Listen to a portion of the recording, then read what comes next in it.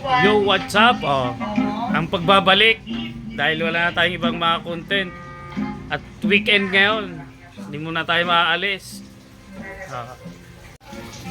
Mommy's duty. Luto. Anong lulutuin mo? Sinampal na chicken. Naku, delikado yan. Sinampal-sampal ng chicken. Sasampalin natin ng sandok. Parang pinikpikan lang yan ah. Parang sinampalukan. Pinikpikan. Ayan ang gagamitin natin. Hinog na sampalok. At ang main, manok na chicken. At syempre dito natin ilalagayan. Ano to? Ba? Bago to ah.